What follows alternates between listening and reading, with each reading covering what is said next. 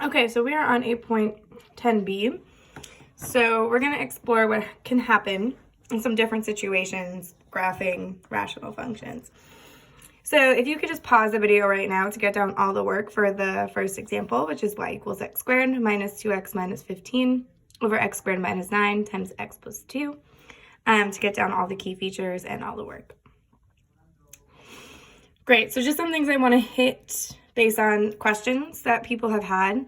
The horizontal asymptote is y equals 0 because the degree, or the leading term in the numerator, which is x squared, has a smaller degree than the leading term in the denominator, which is x cubed. So when the degree in the numerator is less than the degree in the denominator, the horizontal asymptote is y equals 0. If you have any questions about that, please refer back to 8.09 in your notebooks. So here are our key features. So now we need to graph these key features using appropriate scales. So for the x scale, I'm just going to use 1 because all of my values are going up by -3, 5, 0, 3, and -2, so it's just easy for me to do 1. For my y scale, I'm using 1/6 because if I look at my y coordinates, I have 5 over 6 and -4 over 3. And -4 over 3 can easily be converted to -8 over 6. So it's just easier for me to do my y values as sixths because I can plot all of my coordinates on the graph if my y coordinates are going by sixths. So now that I have my scales, I can plot my horizontal and vertical asymptotes. So x equals -2 and x equals 3 for my vertical, and y equals 0 for my horizontal. So I plot x equals -2 with a dashed line, x equals 3, and then y equals 0 is my x-axis, so I can create a dashed line for my x-axis on here. Then I'm also going to plot my x and my y-intercepts, and if we notice, my x and my y-intercepts are going to be solid holes or solid dots, and my hole is going to be an open circle that's not filled in. And I have them labeled. So 0 and 5/6, 5, 0, and -3, -4 over 3. So here I'm sort of looking at this coordinate 5, 0, and I can see that it's on my horizontal asymptote. So sometimes functions, rational functions, can pass or touch horizontal asymptotes.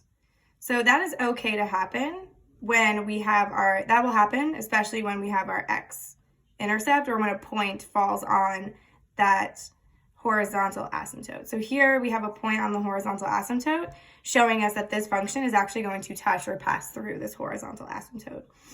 But it should never touch the vertical asymptote or pass through. So it can pass through this horizontal asymptote. So when we look at this function and now we have to actually draw the function, we can see here that this function is going to pass through this horizontal asymptote. So we're going to sort of create the graph so it goes really close to the vertical asymptote and goes parallel to it.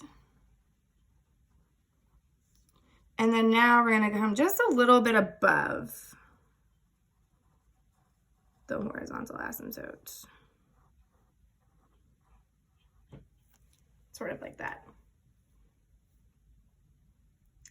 For the other side, so for this side, I'm going to do the same thing. So at my hole, I'm going to go down really, really close, parallel.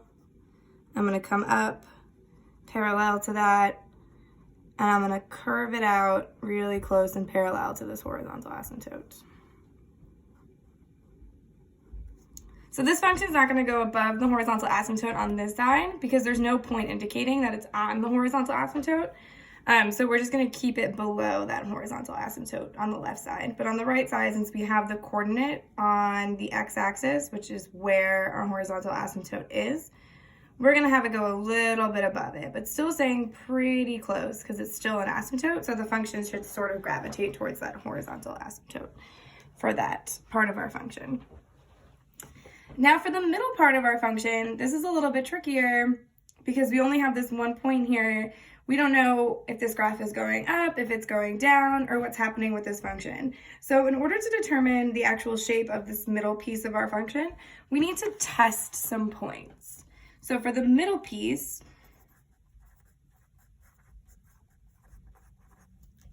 we have to test some points. So I'm going to test a point to the left and to the right. So I'm going to do when x equals -1, because that's to the left right here. And when x equals 2, because that is to the right over here. So when x equals -1, and when x equals 2. So all I'm going to do is find the coordinate where the point would be when x equals -1, and where the point would be at x equals 2. And I'm going to do that by substituting into the simplified version of the function, which is y equals x minus 5 over x minus 3 times x plus 2. So for x equals -1, I'm just going to substitute -1 into the equation. So -1 minus 5 over -1 minus 3 times -1 plus 2. And this is going to simplify to 3 over 2. So the coordinate will be -1, 3 over 2. So -1 and then 3 over 2. If I was going to do that as sixths, it would be 9/6. So -1, 1, 2, 3, 4, 5, 6, 7, 8, 9. So it'll be up here.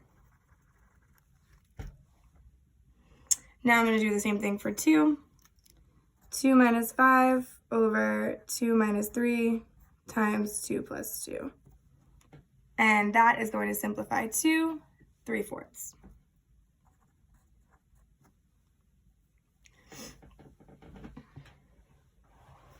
So 3/4, so this would be the point 2, 3/4.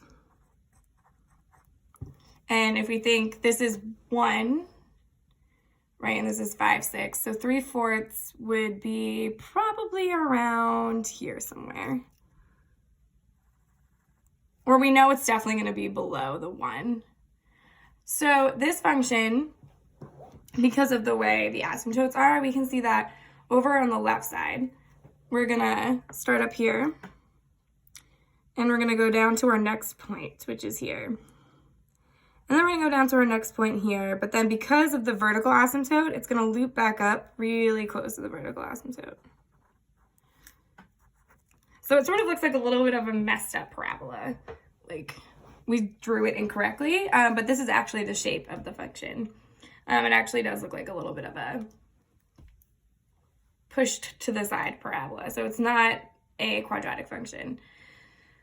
So once we have our pieces, after we found our 2 points, one to the left, one to the right, we found the shape of this. Now we have our function. So we have the left side, the middle, and the right side of our function. And we have to use this little middle piece testing point when we don't know what our function is going to look like. So we didn't know what this middle piece was going to look like, so I had to find 1 point to the left and 1 point to the right in order to determine the shape of that middle piece. So this is my rational function for y equals x squared minus 2x minus 15 over x squared minus 9 times x plus 2.